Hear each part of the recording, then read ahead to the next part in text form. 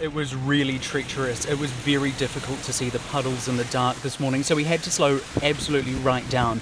At one point we had to follow another vehicle through water about a foot deep, and that was near Greendale. Then south of the Rakaia Gorge on State Highway 77, it appeared that the rain had washed out a good chunk of the left-hand side of the road. There was a deep gash, or maybe 30 to 50 metres long. It was probably a metre deep and about as wide, and all of the rubble from that had been dumped at the bottom of the road.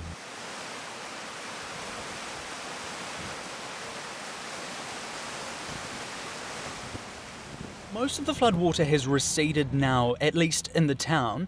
On Douglas Street in Highfield, a retaining wall has collapsed. That section of the road is closed. There was a contractor there, and he said that the house and the house next door had been evacuated for fear that what's left of the sodden bank and a rather precarious looking old tree could also collapse.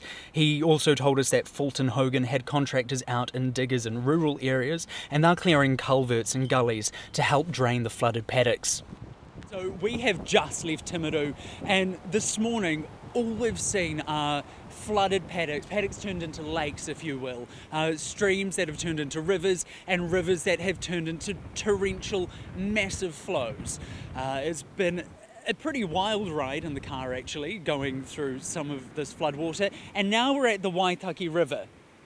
As you can see, it's in flood. Normally it's a braided river. A lot of the roads between here, where we are on the northern side of the Waitaki River, and Oamaru, a lot of those roads are closed, but we have spoken with some colleagues and we understand that there are a couple of back roads that we can take, and so we're going to try our best to get there, because there are still people who are evacuated, still people who are affected by this ongoing, really difficult storm, and so we're going to go see how they're faring.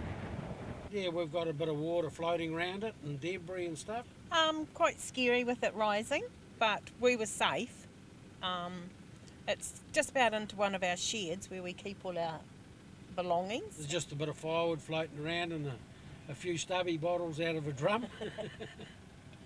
But we're still laughing, and we're all well. It'd be about 4 o'clock, and we were sitting here, and then all of a sudden I said to Keith, look out the window.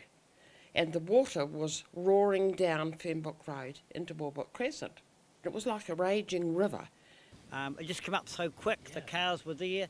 Part and I just went for a quick sleep. We went up, and come home, we thought, oh, go to bed and watch TV, come back an hour later, and the street was probably half flooded. Come back 20 minutes later, and the whole street was flooded. It just from nowhere. Yeah, unbelievable.